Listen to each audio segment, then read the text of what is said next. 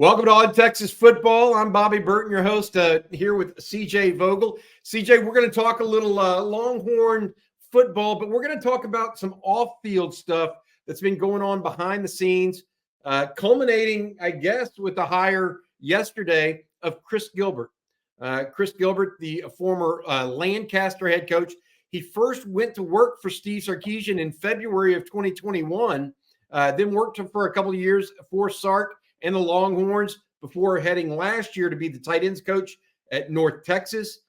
Now he comes back with a new title. He was the director of high school relations at first for Texas. Now he comes back with a different title, special assistant to the head coach. Tell us what you think this means to the Longhorns and their recruiting efforts.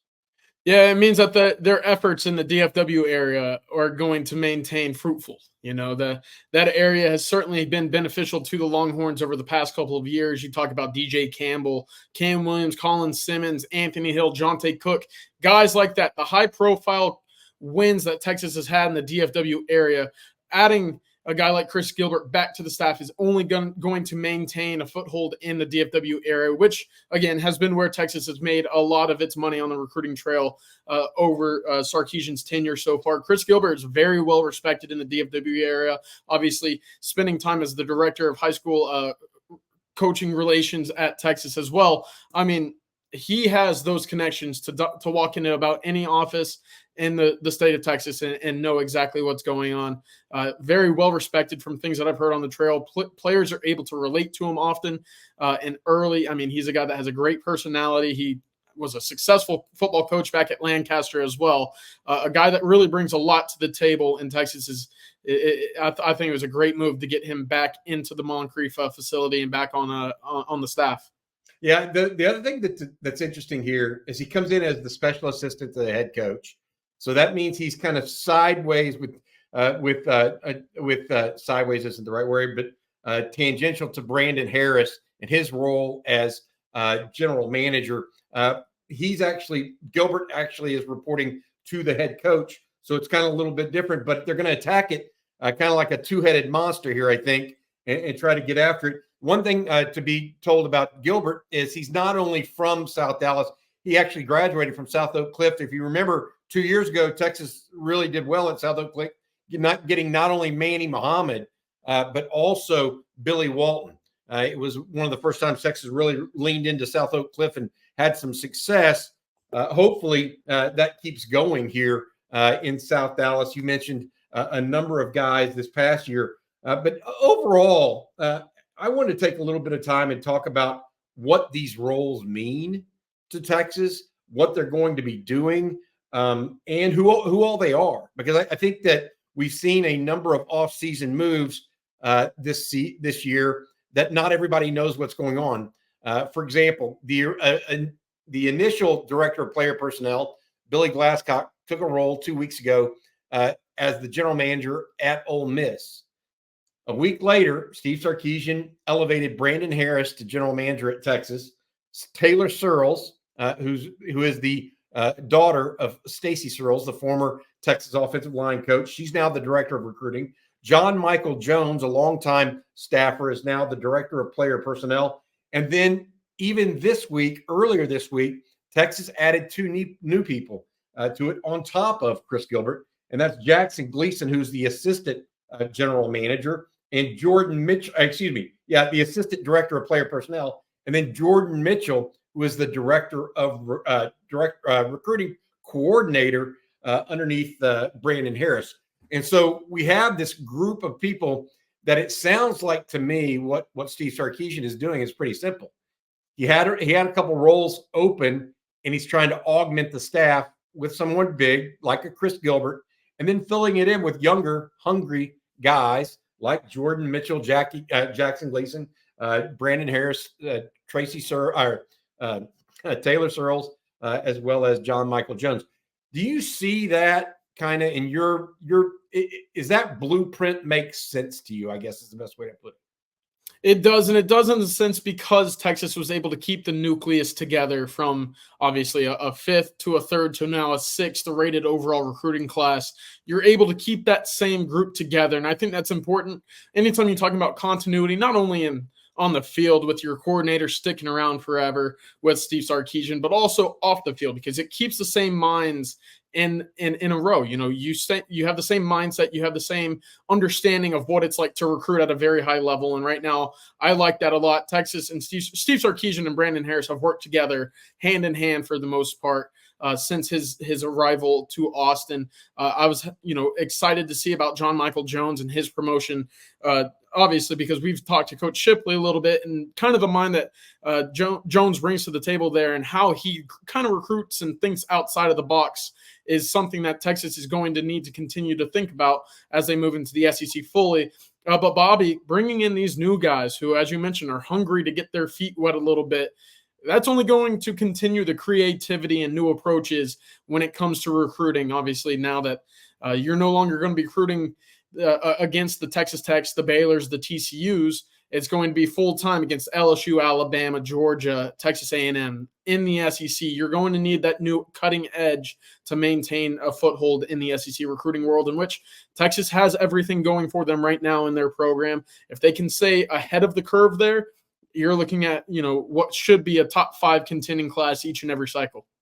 I want to say one last thing. The chief of staff for Steve Sarkisian, different category, but a guy that also plays a role here, Jared Blank, a long-term staffer. He actually was at USC with Steve Sarkisian as well. He came in and replaced Jason Groom about a year ago now. So that's the off-field staff. That does not include the offensive analysts, defensive analysts, et cetera.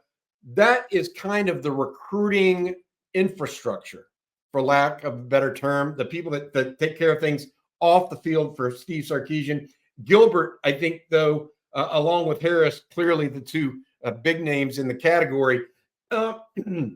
Interesting thing I will say about Gilbert, and what I want to go over next with you, is exactly where he might have an impact.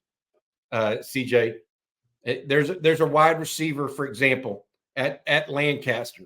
I don't know that Texas is going. His last name's I think is Emmanuel Choice. Is that right? Correct. I don't think Texas is going after him, but they would have went after Corian Gibson Harder last year and perhaps landed him had Chris Gilbert stayed. South Oak Cliff, DeSoto, Duncanville.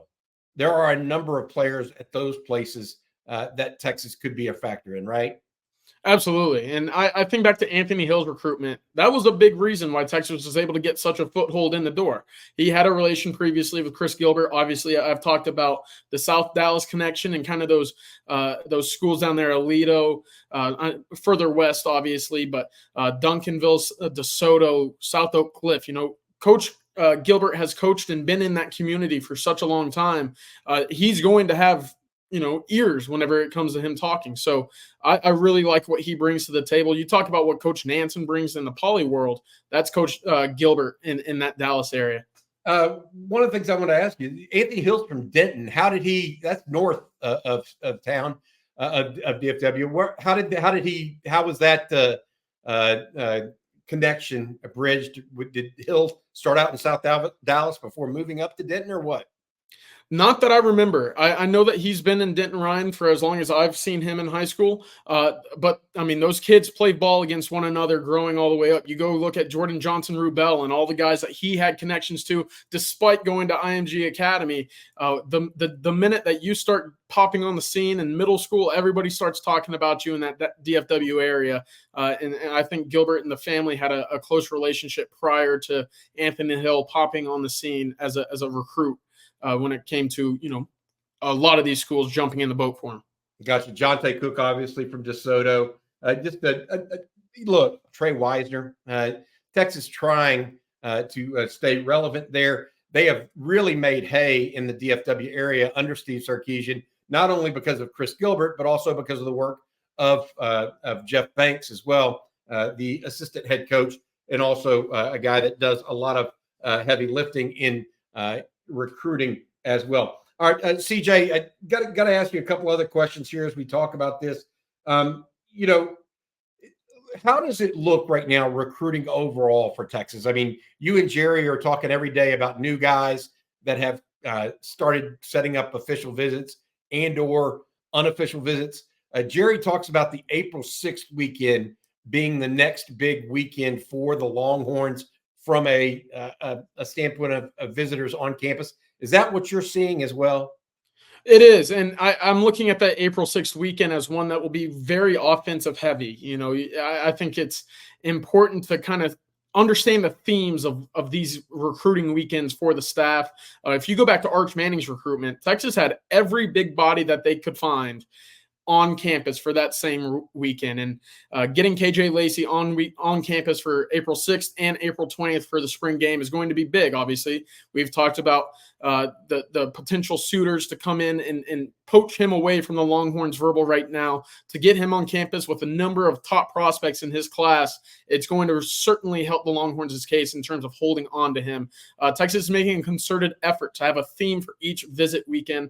April 6th to me is looking like one that will be very offensive heavy. When you think about KJ Lacey, Ricky Stewart, Kelshawn Johnson, John Mills, Tyler Thomas, these are all guys that'll be on that offensive side of the ball. And then again, for the spring game, those names on the out-of-state list continue to pile in as well. And right now, the number one thing to me on the recruiting side of things, Bobby, is Texas is taking care of their backyard. They might not be landing every top prospect, every big recruiting win in the state of Texas, but for the most part, they're doing their due diligence at every position in the state. Then, as a result of that, they're able to go be picky and choose and find guys in new territories. They're moving to the Southeast. They're recruiting Georgia harder.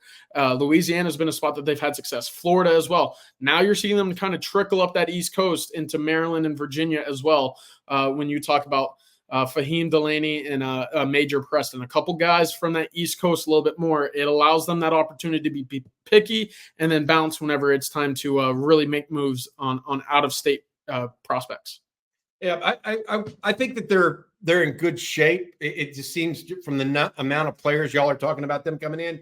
I found it interesting that the majority of the offensive players are coming in on April 6th. We'll see what happens with the defensive players as well. But all in all, combined with the fact that the spring game is April 20th. By the way, that game's going to be at 1 o'clock on April 20th if you're making plans to go to Austin.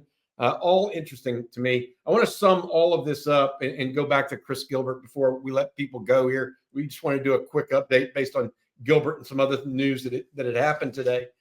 I'm looking at it in 2 years ago, not the 2024 class that just finished, but the last class that Chris Gilbert really had an impact on.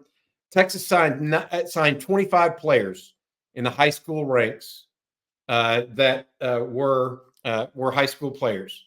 9 of those from the DFW area, and most of those from South Dallas.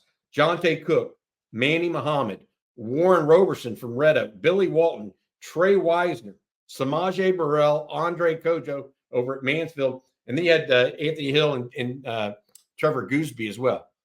So Dallas is a really important part of it.